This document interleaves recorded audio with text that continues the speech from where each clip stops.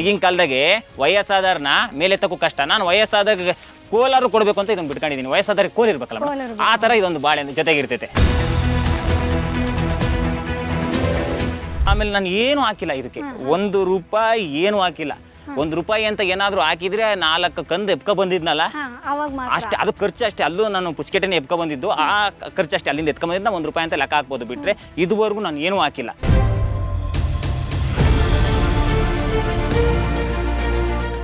ಇದಕ್ಕೆ ನಾನು ಏನು ಹಾಕಿಲ್ಲ ಮೇಡಮ್, ಇದಕ್ಕೆ ಏನು ಹಾಕಿಲ್ಲ, ಧೈರ್ಯವಾಗಿ ಹೇಳ್ತೀನಿ. ಆದ್ರೂ ಬಾಳೆ ಕಂದು ಬಾಳೆ ಮುಂದೆ ನೀವು ತೋರಿಸಿದಾಗ ಅದ್ರ ತೂಕ ಎಷ್ಟು ಬರುತ್ತೆ ಅಂತ ಬೇಕಾದ್ರೆ ನೀವು ಚೆಕ್ ಮಾಡ್ಕೋಬಹುದು. ನಾನು ಹೆಮ್ಮೆಯಿಂದ ಹೇಳ್ಕೊಂತೀನಿ, ನಾನು ಯೋಗ ಮಾಡಿದ್ದೆ, ಪುಣ್ಯ ಮಾಡಿದ್ದೀನಿ. ಇವತ್ತು 4 ಇಟ್ಟನು 400 ನಾನು ಮಾಡ್ಕೊಂಡಿದ್ದೀನಿ ಅಂತಂದ್ರೆ ಪ್ರಾಂಪ್ಟ್ ಆಗಿ ಮಾಡ್ತಿದ್ದೀನಿ. ಇವತ್ತು ಅಷ್ಟೇ ಬಾಳೆನಲ್ಲಿ ಒಳ್ಳೆ ಹೆಸರು ಮಾಡೇ ಮಾಡಿ. ಈಗ ನಮ್ಮ ಬಾಳೆ ಗಿಡದಲ್ಲಿ ಉತ್ತನೇ ಬೆಳೆದೈತೆ. ಉತ್ತ ಎಲ್ಲೆಲ್ಲಿ ಬೆಳೀತೈತೆ ಅಂದ್ರೆ ಆರ್ಗ್ಯಾನಿಕ್ ಯಾರು ಮಾಡ್ತಿರ್ತಾರೋ ಅವ್ರ ಜಮೀನಲ್ಲಿ ಮಾತ್ರನೇ ಉತ್ತ ಬೆಳೆಯೋದು. ಅದೇ ಹೇಳಿ, ನಾನು ಮೈನಸಲ್ಲಿ ಪ್ಲಸ್ ಯಾವಾಗ ಹುಡುಕ್ತಾನೋ ಅವಾಗ ರೈತ 100 ಜನಕ್ಕೆ ಹೇಳಂಗಾಗ್ತಾನೆ. ಯಾವುದೇ ಕಾರಣಕ್ಕೂ ರೈತ ಸಾಯಂಗೂ ಆಗಲ್ಲ, ಸಾಯ ರೇಂಜ್ ಬಂದು ಜಮೀನು ಮಾರಂಗೂ ಆಗಲ್ಲ.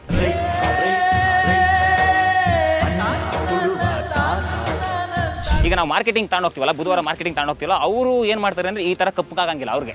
ಅವರು ಕಿತ್ತಾಕಕ್ಕೆ ಶುರು ಮಾಡ್ತಾರೆ ಮೇಡಮ್. ಅಲ್ಲಿ ನಾನು ಅದನ್ನು ವೇಸ್ಟ್ ಮಾಡಲ್ಲ. ಅವ್ರು ಕಿತ್ತಾಕ ತಕ್ಷಣ, ಯಾಕಂದ್ರೆ ಬೆಳೆದಿರೋ ಶ್ರಮ ನಮಗೆ ಗೊತ್ತು ಮೇಡಮ್. ಅದ್ರ ಹನಿ ಸೆಕೆಂಡ್ ಅದ್ರ ಜೊತೆ ತೊಡ್ಕೊಂಡ್ರೆ ಕಷ್ಟ ನಮಗೆ ಗೊತ್ತು. ಅದಕ್ಕೋಸ್ಕರ ನಾವೇನು ಮಾಡ್ತೀವಿ, ಆ ಕಿದ್ದರನ್ನು ತಗೊಬಂದು ಹಣ್ಣು ಮಾಡಿ ಮನೆ ಒಳಗಡೆ, ಇಲ್ಲ ನಾವು ಯಾರು ತಿಂತೀವಿ, ಇಲ್ಲ ತಗೊಂಡು ಕಟ್ ಮಾಡಿ ಡ್ರಮ್ಮಿಗೆ ಹಾಕ್ತೀವಿ, ಏನು ತೊಂದರೆ ಇಲ್ಲ. ಹಾಯ್, ಹಲೋ, ನಮಸ್ಕಾರ. Welcome to boss wala YouTube channel. ನಾನು ಚೈತ್ರ.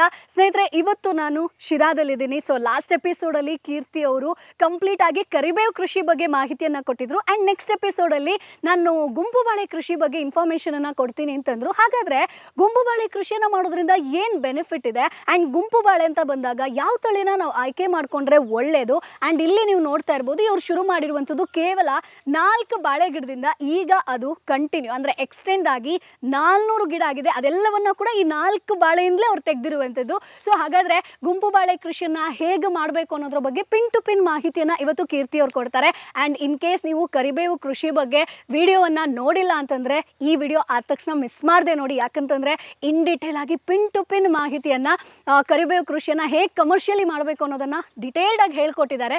ಸೊ ಆ ವಿಡಿಯೋವನ್ನು ಕೂಡ ಮಿಸ್ ಮಾಡದೆ ನೋಡಿ. ಸೊ ಗುಂಪು ಬಾಳೆ ಕೃಷಿ ಬಗ್ಗೆ ಈ ವಿಡಿಯೋದಲ್ಲಿ ತಿಳಿಸ್ಕೊಡ್ತೀನಿ. ಮೊದಲನೇದಾಗಿ ಅವರನ್ನ ವೆಲ್ಕಮ್ ಮಾಡೋಣ. ಸರ್ ನಮಸ್ತೆ. ನಮಸ್ತೆ. ಹೇಗಿದ್ದೀರಾ ಸರ್? ಚೆನ್ನಾಗಿದೆ. ಸೊ ಲಾಸ್ಟ್ ಎಪಿಸೋಡಲ್ಲಿ ಕರಿಬೇವು ಕೃಷಿ ಬಗ್ಗೆ ನಾವು ಡಿಟೇಲ್ಡ್ ಆಗಿ ತಿಳ್ಕೊಂಡ್ವಿ. ಆ್ಯಂಡ್ ಗುಂಪು ಬಾಳೆ ಬಗ್ಗೆ ಇನ್ಫಾರ್ಮೇಷನನ್ನು ಕೊಡ್ತೀರಿ ಅಂತಂದ್ರಿ. ಸರ್, ಗುಂಪು ಬಾಳೆ ಏನಕ್ಕೆ ಸರ್ ಬೆಸ್ಟ್, ಏನಕ್ಕೆ ಏನಾದರೂ ಇದೆಯಾ? ಮೇಡಮ್, ಇದು ಗುಂಪು ಬಾಳೆ ಅಂತ ನಾನು ಮೆನ್ಷನ್ ಮಾಡಿದ್ದೀನಿ ನಿಜ. ಆದರೆ ಇದನ್ನ ನಾನು ಮನೆಗೆ ಅಂತ ಬೆಳೆಸಿದ್ದು, ಅಂದರೆ ಮನೆಗೋಸ್ಕರ ಬೇಕು ಅಂತ ಮಾಡಿದೆ. ಇದು ಈ ಥರ ಆಗುತ್ತೆ ಅಂತ ನಾನು ಅಂದ್ಕೊಂಡಿರಲಿಲ್ಲ. ಈಗ ಮನೆಗೆ ಅಂತ ಹಾಕಿದ್ದು 4 ಬಾಳೆ. ಅದು ಮುಂದೆ ಹೋಗ್ತಾ ಹೋಗ್ತಾ ಹೆಂಗೆ ಗುಂಪು ಬಾಳೆ ಆಯ್ತು ಅಂದ್ರೆ, ನನ್ನ ಕೆಲಸದ ಒತ್ತಡದ ನಡುವೆ 3 ಕಂದು 4 ಕಂದು ಹೊಡ್ಕೊಂಡು ಹಂಗೆ ಬಿಟ್ಟೆ. ಹಂಗೆ ಬಿಡ್ತಾ ಬಿಡ್ತಾ ಬಿಡ್ತಾ ಬಿಡ್ತಾ ನಾನೇನು ಮಾಡಿದೆ, ಒಂದೇನಾಗ್ತೈತೆ ಅಂದ್ರೆ ಇದರಲ್ಲಿ ಪೊಟ್ಯಾಷ್ ಅಂಶ ಎಲ್ಲ ಅಂಶ ಸಿಗುತ್ತೆ. ಆಮೇಲೆ ಇದಕ್ಕೆ ನಾನು ಏನು ಹಾಕಿಲ್ಲ ಮೇಡಮ್, ಇದಕ್ಕೆ ಏನು ಹಾಕಿಲ್ಲ, ಧೈರ್ಯವಾಗಿ ಹೇಳ್ತೀನಿ. ಆದ್ರೂ ಬಾಳೆ ಕಂದು ಬಾಳೆ ಮುಂದೆ ನೀವು ತೋರಿಸಿದಾಗ ಅದ್ರ ತೂಕ ಎಷ್ಟು ಬರುತ್ತೆ ಅಂತ ಬೇಕಾದ್ರೆ ನೀವು ಚೆಕ್ ಮಾಡ್ಕೋಬಹುದು. ಯಾಕಂದ್ರೆ ಈಗ ಸಿಂಪಲ್ ಆಗಿ ಒಂದೊಂದು ಕಂದು ಏನ್ ಬಿಟ್ಟಿರ್ತಾರೆ ಅಂಥದ್ರಲ್ಲೇನೆ ಬಾಳೆ ರೋಗ ಜಾಸ್ತಿ ಇರ್ತೈತೆ.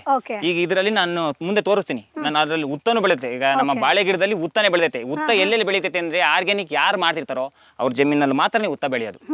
ನಾನು ಇದಕ್ಕೆ ಅಂತ ಏನು ಹಾಕಿಲ್ಲ. 4 ಗಿಡ ಹಾಕಿದ್ದು, ಇದು ನಾನು ಮನೆಗೆ ಅಂತ ಹಾಕಿದ್ದು.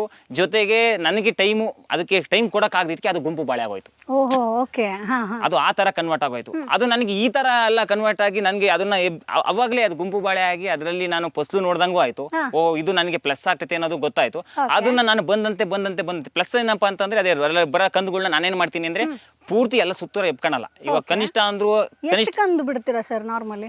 ಮೇಡಮ್, ಕನಿಷ್ಠ ಅಂದ್ರು ಗುಂಪು ಬಾಳೆ ಅಂತ ಅಂದಾಗ ಅದು ಗುಂಪು ಬಾಳೆಗೆ ಇಷ್ಟೇ ಅಂತ ಏನಿಲ್ಲ ಮೇಡಮ್. 10 ಇದ್ರು ಗುಂಪು ಬಾಳೆನೆ, 5 ಇದ್ರು ಗುಂಪು ಬಾಳೆನೆ, 6 ಇದ್ರು ಗುಂಪು ಬಾಳೆ. ಜಾಸ್ತಿ ಕಂದು ಬಿಟ್ರೆ ಬೆಳವಣಿಗೆ ಆಗಲ್ಲ, ಇಳುವರಿ ಬರಲ್ಲ ಅಂತಾರೆ ಮೇಡಮ್. ನಿಜ. ಆದ್ರೆ ನಾನು ಅದನ್ನ ಹೆಂಗೆ ಮೈನಸ್ ನ ಪ್ಲಸ್ ಮಾಡ್ಕೊಂಡಿದೀನಿ ಅಂತಂದ್ರೆ, ಅದು ಮೈನಸ್ ಅವ್ರ ಪ್ರಕಾರ. ಆ ಮೈನಸ್ ನ ಹೆಂಗ್ ಪ್ಲಸ್ ಮಾಡ್ಕೊಂತೀನಿ ಅಂದ್ರೆ, ಕನಿಷ್ಠ ಅಂದ್ರೆ ನಾನು ಒಂದು ತಿಂಗಳಲ್ಲಿ ಇದಕ್ಕೊಂದು ಸೀಮಿತ ಅಂತ ಎತ್ತಿಕ್ಬಿಡ್ತೀನಿ ಮೇಡಮ್. ಒಂದು 5 ಅವರ್ ಎತ್ತಿಕ್ಬಿಡ್ತೀನಿ ಒಂದು ತಿಂಗಳಲ್ಲಿ ಬಾಳೆಗೆ, ಗುಂಪು ಬಾಳೆ ಮೇಂಟೆನೆನ್ಸ್ಗೆ ಅಂತಲ್ಲ, ಅದ್ರ ಬರಕ್ಕನ್ನ ನಾನು ಎಬ್ಬಿ ಬೇರೆ ಕಡೆ ಎತ್ತಿಕ್ಕಕ್ಕೆ, ಅಂದ್ರೆ ರೊಟೇಟ್ ಮಾಡ್ಕೊಳಕ್ಕೆ ನನಗೂ. ಯಾಕಂದ್ರೆ ಬರೇ ನನ್ನ ಇದರಲ್ಲಿ ಬರೇ ಮಾಡಿದ್ರೆ ನನಗೂ ಒಂಥರ ಅಲ್ವಾ. ನಾನು ಏನಾದ್ರು ಒಂದು ಚೇಂಜಸ್ಗಳು ಹಾಕಂತ ಇರ್ಬೇಕಲ್ಲ, ಅವಾಗ ನನ್ನಲ್ಲಿ ನಮ್ಮ ಜಮೀನಲ್ಲಿ ನಾನೊಂದು ಡೈಲಿ ಅಪ್ಡೇಟ್ಗಳನ್ನ ಕೊಡ್ತಾ ಹೋದಾಗ ನನಗೂ ಖುಷಿ, ಎನರ್ಜಿ, ಜೋಶ್ ಇರ್ತೈತೆ ಅನ್ನೋ ಸಲುವಾಗಿ ಇದಕ್ಕೆ ತಿಂಗಳಲ್ಲಿ ಒಂದು 5 ಅವರ್ ಎತ್ತಿಕ್ತೀನಿ ಮೇಡಮ್. ಬಂದಾಗ ನಾನು ತಿಂಗಳಲ್ಲಿ ಬಂದಾಗ ಅಲ್ಲಿಂದ ಸುತ್ತೂರ ಒಂದು 8-10 ಕಂದುಗಳು ಬಂದಿರ್ತವೆ, ಬಾಳೆ ಕಂದುಗಳು ಬಂದಿರ್ತವೆ. ಇಲ್ಲಿ ಏನ್ ಮಾಡ್ಬೇಕು ಅಂದ್ರೆ ಪ್ರತಿಯೊಬ್ರು ಏನ್ ಮಾಡ್ಬೇಕು ಅಂದ್ರೆ ಬಾಳೆ ಕಂದು, ಇವಾಗ ಒಂದು ಬಾಳೆ ಗಿಡ ಐತೆ ಅಂದಾಗ ಅಲ್ಲಿ ಮುಂದೆ ತೋರ್ಸೋಣ, ಬಾಳೆ ಗಿಡ ಐತೆ ಅಂದಾಗ ಬಾಳೆ ಹಿಂದೆ ಮುಂದೆ ಕಂದು ಯಾವುದೇ ಕಾರಣಕ್ಕೂ ಎಬ್ಬಾರ್ದು. ಅಂದ್ರೆ ಬಾಳೆ ಕಂದಾಗ ಏನಿರ್ತದೆ, ಬಾಳೆ ಗಿಡ ಇದು ಅಂದ್ರೆ ಹಿಂದಿರೋದನ್ನ ಮುಂದಿರೋದು ಎಬ್ಬಾರ್ದು. ಯಾಕೆ ಎಬ್ಬಾರ್ದು ಅಂದ್ರೆ ಬಾಳೆಗೆ ಮುಂದೆ ಸಪೋರ್ಟ್ ಇರ್ಬೇಕು ಅಂದಾಗ ಈ ಕಂದಿದ್ರೆ ಸಪೋರ್ಟ್ ಆಗಿ ನಿಲ್ಲುತ್ತೆ, ಯಾವುದೇ ಕಾರಣಕ್ಕೂ ಬೀಳಕ್ಕೆ ಜಾಸ್ತಿ ಆಗಲ್ಲ. ಬನ್ನಿ ಮಳೆ ಹುಟ್ಟ ನಂತರ ಗಾಳಿ ಜಾಸ್ತಿ, ಆ ಟೈಮಲ್ಲಿ ಏನಾಗುತ್ತೆ ಅಂದ್ರೆ ಗಾಳಿ ಬರೋ ಟೈಮಲ್ಲಿ ಗೊನೆ ಬಾರಕ್ಕೆ ಮುರ್ಕೊಂಡ್ ಬಿದ್ದೋಗ್ಬಿಡ್ತೈತೆ. ಇನ್ನ ಏನಂದ್ರೆ ಅದರಲ್ಲಿ ಬಾಳೆನೆ ಬಲ್ತಿರಲ್ಲ, ಅವಾಗ ಬಿದ್ದೋದಾಗ ಅದು ನಮ್ಗೆ ಲಾಸ್ ಆಗ್ತೈತೆ. ಅದರಿಂದ ನಾವೇನ್ ಹೇಳ್ತಿರೋದ್ರೆ ಆ ಸುತ್ತಮುತ್ತ ಹಿಂದೆ ಮುಂದೆ ಇರೋ ಬಾಳೆಕನ್ನ ಎಬ್ಬಾರ್ದು. ಎಬ್ದಾಗ ಅದು ಸಪೋರ್ಟ್ ಆಗಿರ್ತೈತೆ. ಹೌದು ಮೇಡಮ್. ಇವಾಗ ವಯಸ್ಸಾದ 95 ವರ್ಷ ವಯಸ್ಸಾದವ್ರು ಎತ್ತಕ್ಕೆ ಇಬ್ರು ಬೇಕಲ್ಲ, ಆ ತರ ಇಬ್ಬರನ್ನ ಬಿಡ್ಕೋಬೇಕು ನಾವು. ಸರ್ ಅದ್ ಹೆಂಗ್ ಬಿಟ್ಟಿದ್ದೀರಾ ಅಂತ? ಮೇಡಮ್ ಅದ್ ಮುಂದೆ ತೋರ್ಸೋಣ, ಅದನ್ನ ಮುಂದೆ ಅಂತ ಹಂಗೆ ಬಂದ್ರೆ ಹಂಗೆ ಹೇಳ್ತಾ ತೋರ್ಸ ಹೋಗೋಣ. ಆಮೇಲೆ ನೀವು ಕಾಣ್ಬೋದು, ಆಮೇಲೆ ಇದೆಲ್ಲ ಏನಕ್ಕೆ ಗರಿ ಹಾಕಿದ್ದಾರೆ ಅಂತ ಕಾಣ್ಬೋದು. ನಾನು ಏನಕ್ಕೆ ಗರಿ ಹಾಕಿದ್ದೀನಿ ಅಂತಂದ್ರೆ ಇಲ್ಲಿ ತಗ್ಗು, ಇದು ಸ್ವಲ್ಪ ತಗ್ಗಾಗಿರೋದ್ರಿಂದ ನಾನು ನೀರ್ ಬಿಟ್ಟಾಗ ಹೆಚ್ಚು ನಿಂತ್ಕೊಂತೈತಿ ಇಲ್ಲಿ. ಆಮೇಲೆ ಬಾಳೆಗೆ ಬಂದು ನೀರ್ ಬೇಕು ಒಂದು. ಆಮೇಲೆ ಇದನ್ನ ನಾನು ಹೆಂಗ್ ಯೂಸ್ ಮಾಡ್ಕೊಂಡಿದ್ದೀನಿ ಅಂದ್ರೆ ಇದಕ್ಕೂ ಓಡ ಬಿಡಿಸಿ ಒಯ್ದು ಬಿಡ್ತೀನಿ. ಇದು ಕೆಟ್ಕೊಂಡು ಇಲ್ಲೇ ಗೊಬ್ಬರ ಆಗ್ತಾ ಹೋಗ್ತಾ ಇರ್ತೈತೆ. ಆಮೇಲೆ ಗೊಬ್ಬರ ಆಗ್ತಾ ಹೋಗ್ತಾ ಇರ್ತೈತೆ ಒಂದು. ಆಮೇಲೆ ನಾನು ಏನು ಹಾಕಿಲ್ಲ ಇದಕ್ಕೆ, ₹1 ಏನು ಹಾಕಿಲ್ಲ. ₹1 ಅಂತ ಏನಾದ್ರು ಹಾಕಿದ್ರೆ 4 ಕಂದು ಎಪ್ಕ ಬಂದಿದ್ನಲ್ಲ ಅಷ್ಟೇ, ಅದು ಖರ್ಚು ಅಷ್ಟೇ. ಅಲ್ಲೂ ನಾನು ಪುಷ್ಕೆಟನೆ ಎಪ್ಕ ಬಂದಿದ್ದು, ಆ ಖರ್ಚು ಅಷ್ಟೇ. ಅಲ್ಲಿಂದ ಎತ್ಕ ಬಂದಿದ್ದ ₹1 ಅಂತ ಲೆಕ್ಕ ಹಾಕ್ಬೋದು. ಬಿಟ್ರೆ ಇದುವರೆಗೂ ನಾನು ಏನು ಹಾಕಿಲ್ಲ.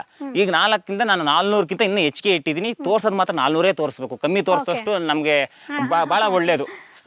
ಆಮೇಲೆ ಇನ್ನೊಂದು ಏನಾಗ್ತೈತೆ ಅಂತಂದ್ರೆ ಈ ತರ ಹಾಕೋದ್ರಿಂದ ಗೊಬ್ಬರ ಆಗಿ ಕನ್ವರ್ಟ್ ಆಗತ್ತೆ. ಒಂದು ಇಲ್ಲಿ ತೋರಿಸಿ, ಇಲ್ಲಿ ತೋರಿಸಿ ಸರ್, ಇಲ್ಲಿ ನೋಡ್ಬೋದು ನೀವು.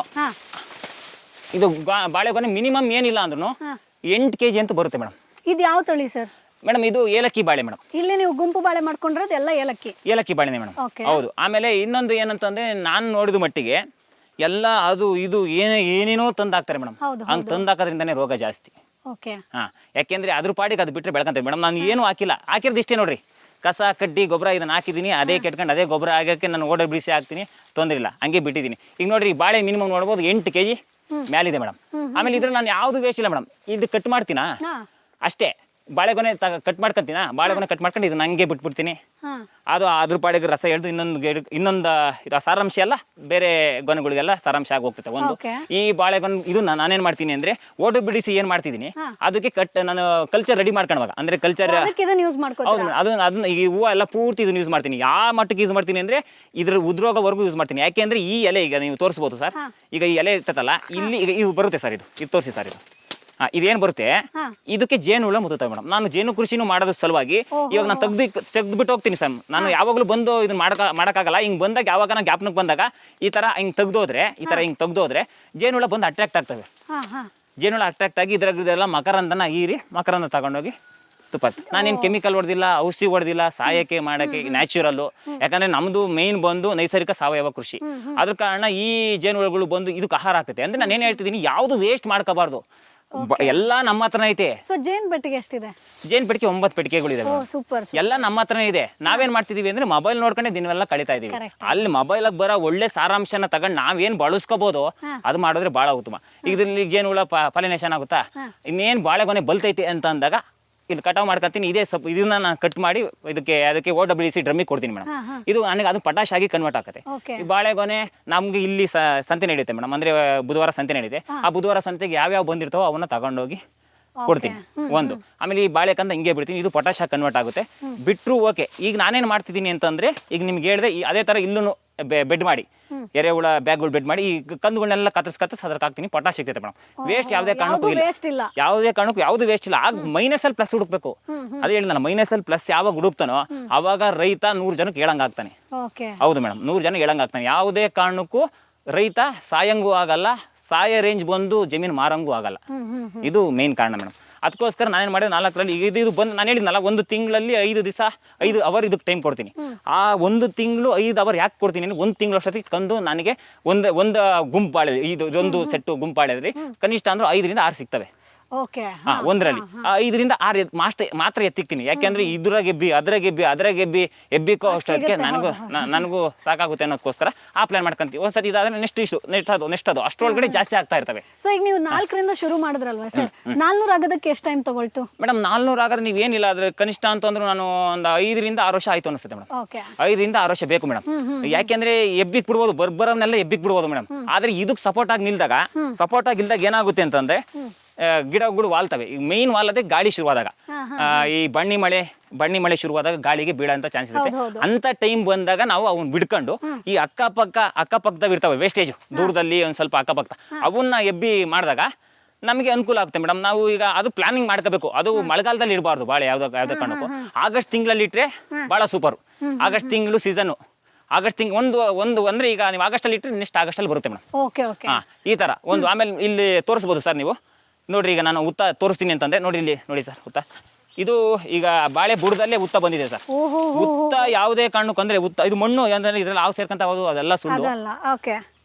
ಈ ಯಾರು ಸಾವಯವ, ಹೌದು ಮೇಡಮ್, ಹೌದು.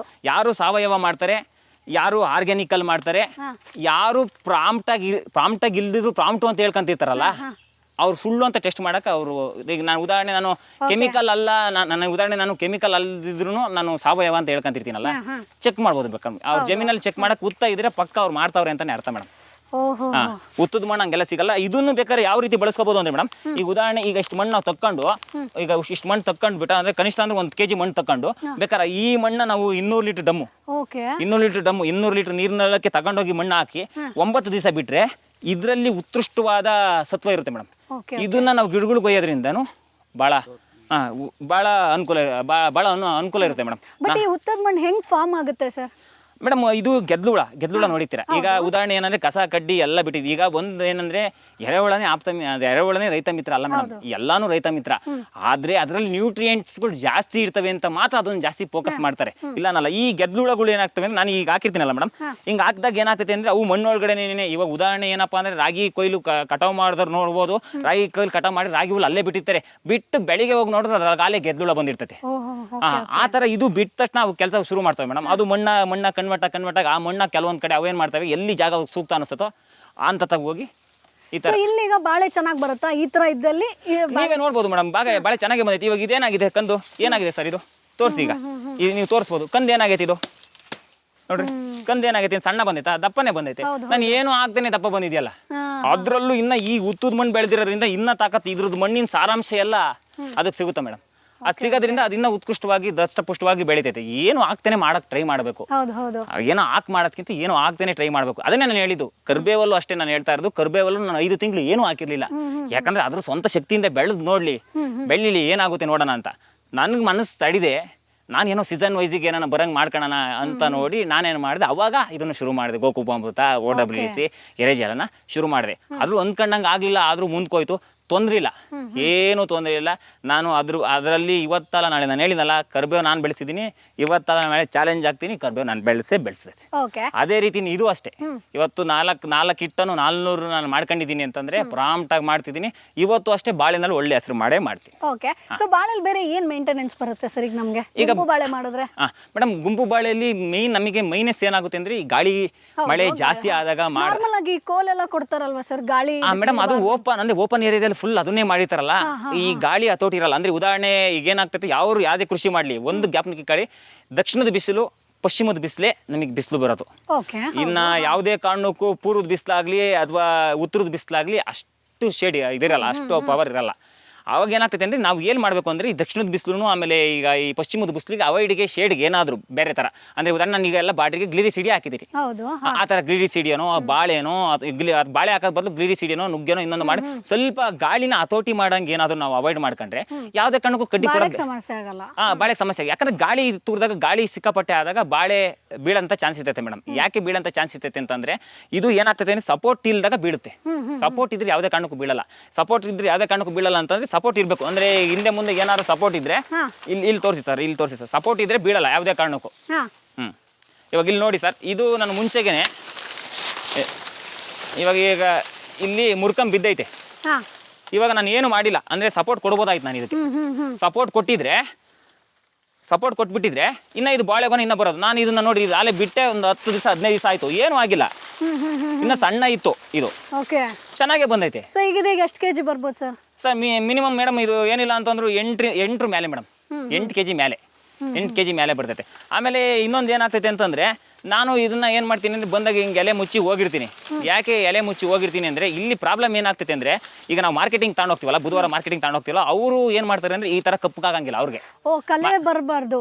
ಹೌದು ಮೇಡಮ್. ಅವರು ಬೇಕಾದ್ರೆ ನೀವ್ ಏನ್ ಮಾಡ್ತೀರಾ ಅಂದ್ರೆ ಬಾಳೆಕಂದಿಗೆ ಕವರ್ ಹಾಕ್ಬಿಡ್ರಿ, ವೈಟ್ ಇರಬೇಕು, ಯಾವ್ದೇ ಕಾರಣಕ್ಕೆ ಹಿಂಗೆ ಕಪ್ಪು ಬರಂಗಿಲ್ಲ, ತಾಣಲ್ಲ, ಮಾಡಲ್ಲ ಅಂತ ಅವರು ಕಿತ್ತಾಕಕ್ಕೆ ಶುರು ಮಾಡ್ತಾರೆ ಮೇಡಮ್. ಅಲ್ಲಿ ಅಷ್ಟು ವೇಸ್ಟ್ ಅಂತ ಶುರು ಮಾಡ್ತಾರೆ. ನಾನು ಅದನ್ನು ವೇಸ್ಟ್ ಮಾಡಲ್ಲ, ಅವ್ರು ಕಿತ್ತಾಕ ತಕ್ಷಣ, ಯಾಕಂದ್ರೆ ಬೆಳೆದಿರೋ ಶ್ರಮ ನಮಗೆ ಗೊತ್ತು ಮೇಡಮ್. ಅದ್ರ ಹನಿ ಸೆಕೆಂಡ್ ಅದ್ರ ಜೊತೆ ತೊಡ್ಕೊಂಡ್ರೆ ಕಷ್ಟ ನಮಗೆ ಗೊತ್ತು. ಅದಕ್ಕೋಸ್ಕರ ನಾವೇನ್ ಮಾಡ್ತೀವಿ, ಆ ಕಿದ್ದರನ್ನ ತಗೊಬಂದು ಹಣ್ಣು ಮಾಡಿ ಮನೆ ಒಳಗಡೆ, ಇಲ್ಲ ನಾವ್ ಯಾರು ತಿಂತೀವಿ, ಇಲ್ಲ ತಗೊಂಡು ಕಟ್ ಮಾಡಿ ಡ್ರಮ್ಮಿಗೆ ಹಾಕ್ತಿವಿ, ಏನು ತೊಂದರೆ ಇಲ್ಲ, ಪಟಾಶ್ ಆಗುತ್ತೆ. ವೇಸ್ಟ್ ಅಂತ ನಮ್ಮ ಕಣ್ಣೆದ್ರಿಗೆ ಯಾವ್ದು ಆಗಬಾರ್ದು. ನಾನಂತೂ ಆಗಕ್ಕೆ ಬಿಡಲ್ಲ, ನನ್ನ ಕಣ್ಣಿಗೆ ಯಾವ್ದು ವೇಸ್ಟ್ ಆದ್ರೂ ನಾನು ಬಿಡಲ್ಲ. ಯಾರು ಅಕಸ್ಮಾತ್ ಒಂದು ಅಗಲು ಬಿಟ್ಟಿದ್ರೆ ತಿನ್ನ ತಗ ಕಾಯ್ದೆ ಇರ್ತೀನಿ. ಬಟ್ ನಾನು ತುಂಬಾ ಜನರ ತೋಟದಲ್ಲಿ ಈ ಕವರ್ ಹಾಕೋದು ಅಥವಾ ಪ್ಲಾಸ್ಟಿಕ್ ಚೀಲ ಕಟ್ಬಿಡ್ತಾರೆ ಇಳುವರಿ ಬಂದಾಗ, ಅದು ಏನಕ್ಕಂದ್ರೆ ಆ ಕಲರ್ ಬರಬಾರ್ದು ಅಂತನಾ? ಹೌದು, ಕೆಲವೊಬ್ರು ತರ ಮಾಡ್ತಾರೆ ಮೇಡಮ್. ಅವರು ಬಿಸ್ನೆಸ್ ಮೈಂಡ್ ಇಟ್ಕೊಂಡು ಮಾಡಿತಾರೆ. ನಾನು ಏನ್ ಬಿಸ್ನೆಸ್ ಮಾಡಿಲ್ಲ. ಅವ್ನು ತೊಂದ್ರೆ ಅವ್ನು ತೆಗ್ದಾಕ್ತಾನ, ನಾನು ಹಿಂಗೆ ತಗೊಂಡೋಗ್ತೀನಿ. ಅವ್ನು ತೆಗ್ದಾಕ್ತಾನೆ ಅಂತ ನಾನು ಕಿತ್ಕೊಂಡು ತಗೊಂಡೋಗಲ್ಲ, ಹಿಂಗೆ ತಗೊಂಡೋಗ್ತೀನಿ. ಅವ್ನಿಗೆ ಪ್ರಾಬ್ಲಮ್ ಹೇಳಿದ್ವಿ, ನಾವು ಕಷ್ಟಪಟ್ಟು ಬೆಳೆದಿರೋದಯ್ಯ, ನಾವು ಇಕ್ಕಂಬರೋಗಿ ಸಮಸ್ಯೆಗೆಲ್ಲ ಬರ್ತವೆ. ಈ ಸಮಸ್ಯೆ ನೀನು ಅಲ್ಲಿ ಹೇಳ್ಬೇಕು. ನಿನ್ಗೆಲ್ಲ ಚೆನ್ನಾಗಿರೋದೇ ತಾಂಬರಕ್ಕಾಗಲ್ಲ. ಇವತ್ತು ರೈತ ಬೆಳೀತಾ ಇದ್ದಾನೆ, ರೈತ ಬೆಳಿದಂಗಾದ್ರೆ ಇವತ್ತು ನಾವೆಲ್ಲ ರೈತರು ಒಗ್ಗಟ್ಟಾಗಿ ರೈತರು ಬೆಳೀತಿರೋದಕ್ಕೆ ಎಲ್ಲರೂ ತಿಂತಿದ್ದಾರೆ ಮೇಡಮ್. ರೈತ, ಅದೇ ನಾನು ಹೇಳಿದ್ದು, ರೈತ ಕೋಪಗೊಂಡು ಅಂದ್ರೆ ನಮ್ಮ ರೈತಂಗೆ ಏನಾದ್ರು ಕೋಪ ಬಂದು ಅವನು ಬೆಳೆಯೋದು ನಿಲ್ಸ್ಬಿಟ್ರೆ ಉಸಿರಾಡಕ್ಕೂ ಕಷ್ಟ ಆಗುತ್ತೆ. ಪಾಪ ತಪ್ಪಿದ್ದಲ್ಲ ಮೇಡಮ್. ಹೇಳಿದ್ನಲ್ಲ ಆಗ್ಲೇ ನಿಮಗೆ ಮೆನ್ಷನ್ ಮಾಡಿದೆ, ಅದನ್ನೇ ಹೇಳಿದ್ದೆ ನಾನು. ಪ್ರಕೃತಿ ವಿಕೋಪಗೊಂಡ್ರೆ, ಪ್ರಕೃತಿ ಕೋಪ ಬಂದ್ರೆ ವಿಕೋಪ, ಭೂಮಿ ತಾಯಿ ಕೋಪ ಬಂದ್ರೆ ಭೂಕಂಪ. ಉಳುಮೆ ಮಾಡೋ ರೈತ ಅಂದ್ರೆ ದೇಶಕ್ಕೆ ಅನ್ನ ನೀಡೋ ರೈತಂಗೆ ಏನಾದ್ರು ಕೋಪ ಬಂದ್ರೆ ಉಸಿರಾಡಕ್ಕೂ ಕಷ್ಟ ಆಕತಿ, ತಪ್ಪಿದ್ದಲ್ಲ ಪಾಪ. ಇದೊಂದು ಬರದಿ ಕಳಿ ಚಾಲೆಂಜ್ ಮೇಡಮ್ ಇದು. ಆದ್ರೆ ರೈತ ಎಷ್ಟೇ ಆಗ್ಲಿ ದೊಡ್ಡ ಗುಣ, ಅವನು ಬೆಳಿತಾನೆ ಇರ್ತಾನೆ, ಮಾಡ್ತಾನೆ ಇರ್ತಾನೆ. ಅದನ್ನ ಯಾರು ಅರ್ಥ ಮಾಡ್ಕೊಳಲ್ಲ. ಅದು 100 ರೂಪಾಯಿ ಬೆಳೆದಿದ್ರೆ ಅವ್ನಿಗೆ 10 ರೂಪಾಯಿನೇ ಸಿಗೋದು ಕೊನೆಗೆ. ಆ 10 ರೂಪಾಯಿನ ಅವ್ನು ಲೆಕ್ಕ ಹಾಕೋಗಲ್ಲ. 10 ರೂಪಾಯಿನ ಅವ್ನು ಲೆಕ್ಕ ಹೋಗಿದ್ರೆ ಯಾರು ರೈತರು ಮಕ್ಕಳು ಮುಂದೆ ಬಂದು ಅಂದ್ರೆ ನಮ್ಮಪ್ಪ ರೈತ ಅಂತ ಹೇಳಿ ಬಂದು ರೈತರ ಕೆಲಸನೇ ಮಾಡ್ತಾ ಇರ್ಲಿಲ್ಲ. ಹೌದು, ಅಷ್ಟು ಒಳ್ಳೆ ಮನ್ಸಿರೋ ರೈತನ ಈಗ ಯಾರು ಅರ್ಥನೇ ಮಾಡ್ಕೊಳಲ್ಲ. ಯಾಕೆ ರೈತರಾಗಿ ಹುಟ್ಟಿದ್ವು ಅಂತ ಅನ್ಕೊಂತಾರೆ. ನಾನು ಹೆಮ್ಮೆಯಿಂದ ಹೇಳ್ಕೊಂತೀನಿ, ನಾನು ಇವತ್ತು ತೊಡೆ ತಟ್ಟೆ ಹೇಳ್ಕೊಂತೀನಿ, ನಾನು ರೈತ ಆಗಿರೋದಕ್ಕೆ ಯೋಗ ಮಾಡಿದ್ದೆ, ಪುಣ್ಯ ಮಾಡಿದ್ದೀನಿ. ಸರಿ, ನಾವೀಗ ಊಟ ಮಾಡ್ತಿದೀವಿ, ಅದು ನಿಮ್ಮಿಂದಲೇ ಅಲ್ಲ ಮೇಡಮ್. ನಂದು ಅಂತ ಏನಿಲ್ಲ ಮೇಡಮ್. ಇಲ್ಲಿ ನಾವು ಅನ್ನೋದು ಬಹಳ ಮುಖ್ಯ. ನಾನು ಅನ್ನೋದ್ಕಿಂತ ನಾವು ಅನ್ನೋದು ಬಹಳ ಮುಖ್ಯ. ನಾನು ಅಂತ ಯಾವಾಗ ಅನ್ಬೇಕು ಗೊತ್ತಾ, ಎಲ್ಲಾರು ಒಂದಾಗ್ತಾರಲ್ಲ ಅವಾಗ ಎಲ್ಲಾರು ಒಂದ್ ಕೈ ಎತ್ತಿ ನಾನು ಅನ್ಬೇಕು. ಎಲ್ಲ ಒಂದಾಗಿ ಒಂದೇ ಮಾತಲ್ಲಿ ಇರ್ತಾರಲ್ಲ, ಎಲ್ಲಾರು ಒಂದಾಗ ಒಂದೇ ಮಾತು ಬರುತ್ತಲ್ಲ, ಇಷ್ಟು ಜನದ ಒಪ್ಪಿಗೆ 100 ಜನ ಸೇರ್ಸಾಗ 100 ತರ ಮಾತುಗಳು ಬರ್ತವೆ ಮೇಡಮ್. ಈಗ ಒಂದು ಕೃಷಿ ಬಗ್ಗೆ ಇವಾಗ ನಾನು ಇದನ್ನ ಹಾಕಿದ್ರೆ ಈ ತರ ಯಾಕೆ ಮಾಡಿದೆ, ಆ ತರ ಯಾಕೆ ಮಾಡಿದೆ ಬರ್ತೈತೆ. ನನ್ನ ಜೀವನದಲ್ಲಿ ನಾನು ನೋಡಿದ್ದೀನಿ, ಆಗು ಹೋಗುಗಳು ನಾನು ನೋಡಿದ್ದೀನಿ, ಮಾಡಿದ್ದೀನಿ. ನಾನು ವೇಸ್ಟೇಜ್ ಅಂತ ಏನಿಲ್ಲ, ನನಗೆ ಲಾಸ್ ಅಂತ ಏನಿಲ್ಲ.